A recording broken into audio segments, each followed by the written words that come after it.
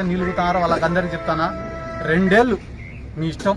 ఇంకా ఎన్ని కేసులు పెట్టుకుంటారో, ఎన్ని దాడులు చేసుకుంటారో 2 ఏళ్ళు చేసుకోండి. కానీ అన్యాయంగా టీడీపీ వాళ్ళకన్నా ముఖ్యంగా అన్యాయంగా కేసులు పెట్టిన ఆఫీసర్లను మాత్రం, వైఎస్ఆర్ కాంగ్రెస్ పార్టీ కార్యకర్తలను, సామాన్య ప్రజలను ఎవరైతే అవమానపరుస్తున్నారో, అసభ్య పదజాలంతో మాట్లాడుతున్నారో, స్టేషన్కు పోవాలంటే కూడా భయానకరమైన వాతావరణాన్ని మీరు సృష్టిస్తున్నారు. అటువంటి అధికారులకు చాలా సూటిగా స్పష్టంగా చెప్తున్నాం, మీరు ఖచ్చితంగా ఎంక్వైరీలు ఫేస్ చేయాల్సిందే.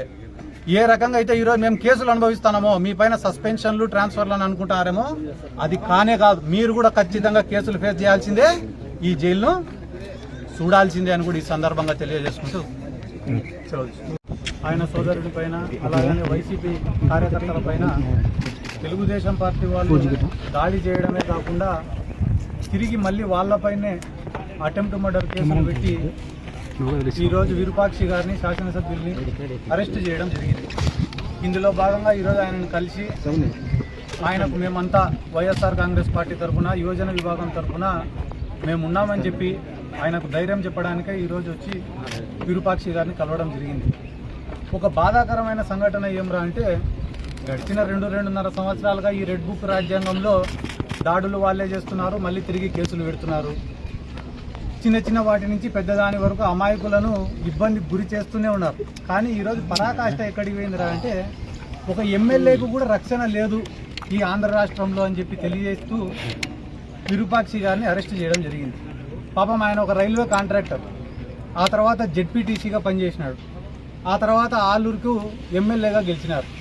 తెలుగుదేశం పార్టీ వాళ్ళు దాదాపుగా ఆలూరు నియోజకవర్గంలో గెలిచి 30 ఏళ్ళు దాటిపోయింది. నాకు వాళ్లకు గతి లేదు, ఆ ఆలూరు నియోజకవర్గంలో గెలిచే ప్రసక్తి లేదు. రేపు స్థానిక సంస్థల ఎన్నికలు జరిగినా కూడా వాళ్ళకి ఎటువంటి ఉపయోగం లేదని తెలుసుకొని మొన్ననే చంద్రబాబు నాయుడు గారు వచ్చినారు. ఆలూరుకు వచ్చి మీరు ఏం చేస్తారో ఏమో తెలీదు, వచ్చే ఎలక్షన్ల కల్లా లేదా స్థానిక సంస్థల ఎన్నికల కల్లా ఇక్కడ తెలుగుదేశం పార్టీ జెండా ఎగరాలా, మీరు దాడులు చేస్తారా, కులాల మధ్యన కొట్లాటలు పెడతారా, విద్వేషాలను రెచ్చగొడతారా, అక్రమ కేసులు పెడతారా, భౌతిక దాడులు చేస్తారా, ఏం చేస్తారో మీ ఇష్టం. మొత్తానికైతే తెలుగుదేశం పార్టీ జెండాలో ఎగరాలా అనే ఉద్దేశంతోనే ఈరోజు వాళ్ళే దాడి చేసి ఎమ్మెల్యే గారి పైన మరొక 27-34 మంది పైన, 27 మంది పైన ఒక కేసు, 43 మంది పైన ఇంకొక కేసు, దాదాపుగా 3 కేసులు నమోదు చేసి వీళ్ళని ఇబ్బంది చేసే కార్యక్రమం చేస్తున్నారు. ఎవరైనా వేడకండి, మీరే ఆలూరుకు పోయి విచారించుకోండి. విరూపాక్షి గారి పైన ఈ రోజు వరకు ఎటువంటి క్రిమినల్ రికార్డు కానీ, క్రిమినల్ కేసులు కానీ లేవు. అటువంటి వ్యక్తి పొద్దున్న లేస్తే రాత్రి వరకు కష్టపడడం మాత్రమే తెలుసు. ఏ కార్యకర్త అర్ధరాత్రి ఫోన్ చేసినా పలకడం మాత్రమే తెలుసు. ఆయన ఎమ్మెల్యే కాకముందు నుంచి కూడా పార్టీ కార్యక్రమాలైనా, ప్రభుత్వంతో ఏదైనా పని చేపించాలన్నా అహర్నిశలు కష్టపడుతున్నాడని ఒక మంచి పేరుంది. కాబట్టి 164 సీట్లు తెలుగుదేశం వాళ్ళు, కూటమి వాళ్ళు గెలిచినప్పటికీ కూడా ఆలూరు నియోజకవర్గంలో విరూపాక్షి గారు ఎమ్మెల్యేగా గెలిచినారు. అటువంటి వ్యక్తి పైన ఈరోజు ఇంత దౌర్జన్యం చేసి, వాళ్ళ కార్లు వెళ్ళగొట్టి, వాళ్ళ తమ్ముడికి ఫ్రాక్చర్ చేసి, మళ్ళా తిరిగి వీళ్ళపైనే 307 కేసు పెట్టడం అనేది చాలా దుర్మార్గం. ఇది పోలీసుల యొక్క ఫెయిల్యూర్. ఎక్కడైనా టీడీపీ వాళ్ళు, వైసీపీ వాళ్ళు కొట్టుకుంటారు, కేసులు, కౌంటర్ కేసులు పెట్టుకుంటారు, ఇవన్నీ మామూలే. కానీ దాడి చేసిన వాళ్ళపైనే వాళ్ళనేమో ఇడిచిపెట్టినారు, దాడి చేసిన వాళ్ళని, గాయపడిన వాళ్ళనేమో తెచ్చి జైళ్ళల్లో పెట్టినారు. ఇదే ఈరోజు మాకు కొత్త కాదు. కానీ మీరు ఏ సంస్కృతికి తెరలేపుతున్నారనేది మీరే ఆలోచించుకోవాలా. ఎందుకంటే రేపు వైఎస్ఆర్ కాంగ్రెస్ పార్టీ అధికారంలోకి వచ్చిన తర్వాత మేము సైలెంట్ గానే ఉండొచ్చు, కానీ గాయపడిన వాడు, దెబ్బతిన్నవాడు, అవమానం పొందినవాడు మర్చిపోతాడా? కులాల మధ్యన కొట్టాటలు పెట్టాలా? ఎంతో మంది నాయకుల్ని చూసినా, కొంతమంది బోయ సామాజిక వర్గానికి సంబంధించిన నాయకులు వచ్చినారు, వచ్చి విరూపాక్షి గారికి వ్యతిరేకంగా మాట్లాడిపోయినారు. అదే నాయకులు మా ముచ్చుమరి గ్రామంలో ఒక బోయ సామాజిక వర్గానికి సంబంధించిన బాలిక మిస్ అయితే ఏ నాయకుడు రాలే.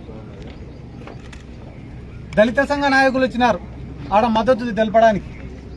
క్లియర్ కట్గా వీడియోలలో ఒక ఆడామ వాళ్ళ భర్త, అతనే ఆ ఆడామవి గుడ్డలు చించినాడు. ఇక్కడ ఉన్న ఎన్నో మీడియా ఛానళ్లలో ఆ వీడియోను టెలికాస్ట్ చేసినారు. గుడ్డలు చించుకునేది వాళ్ళే, గుడ్డలు చింపినేది భర్తనే, కానీ కేసు కట్టింది ఎమ్మెల్యే బట్టలు చించినాడని కట్టినారు. ఇంతకన్నా నీచమా రాజకీయాలలో?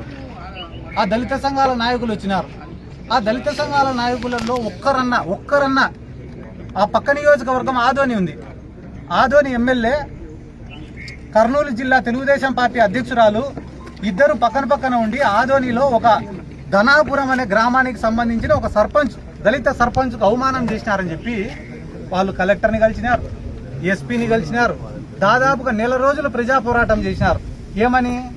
ఆదోని ఎమ్మెల్యే పైన, తెలుగుదేశం పార్టీ జిల్లా అధ్యక్షురాలు పైన కేసు నమోదు చేయమని చెప్పి నెల రోజులు పోరాటం చేసినారు.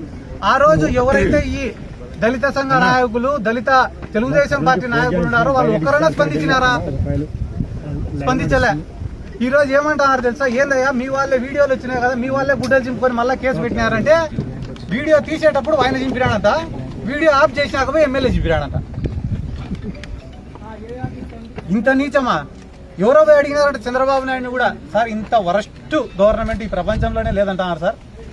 ఈ ప్రజాస్వామ్యంలో మన అదృష్టం కొద్దీ, వాళ్ళ దురదృష్టం కొద్దీ 5 ఏళ్ళకు ఒకసారి ఎన్నికలు వస్తాయి కాబట్టి మనం ఏం చేసినా కూడా జరిగిపోతాం సార్. ఇప్పటికిప్పుడు ఎన్నికలు వచ్చినా మనం గెలిచే పరిస్థితి లేదు కదా సార్. మీ దగ్గర ఏమైనా సూత్రం ఉందా సార్ రాజకీయాల్లో పైకి రావాలంట? అంటే గవర్నమెంట్ లేనప్పుడు చేస్తామని చెప్పాలంట, గవర్నమెంట్ వచ్చిన వెంటనే చేసేసినామని చెప్పాలంట. అంతకుమించి ఏం చేయాలి సార్ అంటే, అంతకుమించి ఇంకెక్కువ ఏం చేయకూడదురా. నీకు ఎంత కావాలో అంత దోచుకో, నీకు ఎంతమందిని కావాలంటే అంతమందిని ఇబ్బంది పెట్టుకో, 5 ఏళ్ళు మనదే రాజ్యం అని అంటున్నారు. కాబట్టి ఈరోజు మీరు ఎవరైనా చూసుకోండి, డిఎస్సి పైన పోరాటాలు జరుగుతున్నాయి, పొగాకు రైతులకు రేటు లేదని చెప్పి పోరాటాలు జరుగుతున్నాయి, దేశవ్యాప్తంగా మోడీకి వ్యతిరేకంగా పోరాటాలు జరుగుతున్నాయి. ఇన్ని మన కాపు సామాజిక వర్గం వాళ్ళు కూడా పవన్ కళ్యాణ్ పైన ఈడి వరకు ఉన్నారు. అన్నిటికీ అమ్ముడిపోతా ఆర్డర్ తెలుగుదేశంకి అని. ఈ కూటమి కూడా కలిసి ఉండే ప్రసక్తే లేదు. వాళ్ళు కలిసి ఉండే కూడా వాళ్ళు బాగుపడే ప్రసక్తే లేదు. వీటన్నిటి నుంచి ఎట తప్పించుకోవాలని తెలియక ఇట్లా దాడులు, కేసులు, అవమానాలు, ఇబ్బందులు. వాళ్ళు ఒకటి గమనించాల్సిన విషయం ఏమిరా అంటే, వైఎస్ఆర్ కాంగ్రెస్ పార్టీని ఇబ్బంది పెడుతున్నామని అనుకుంటున్న క్రమంలో వాళ్ళు వైఎస్ఆర్ కాంగ్రెస్ పార్టీని ఇడిచిపెట్టి సామాన్యులను కూడా ఇబ్బంది పెడుతున్నారు. ఈరోజు పోలీసులు మా పైన కేసులు పెడతారని మీరు అనుకుంటున్నారు.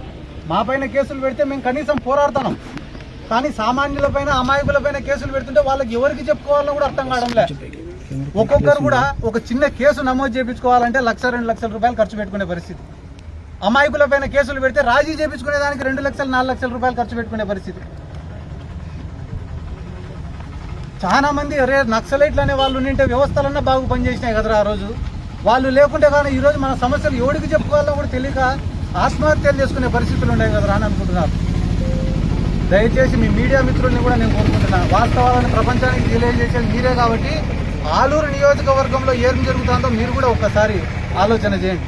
ఎక్కడో పక్క నియోజకవర్గంలో ఉండే బోయ సామాజిక వర్గం నాయకులు వచ్చి మాట్లాడారు కదా, అదే నియోజకవర్గంలో ఉండే గుమ్మనూరు జయరాం గారు కానీ, బొజ్జమ్మ గారు కానీ వీళ్ళు ఎందుకు స్పందించలే అంటే విరూపాక్షి గారిది తప్పు లేదు కాబట్టి.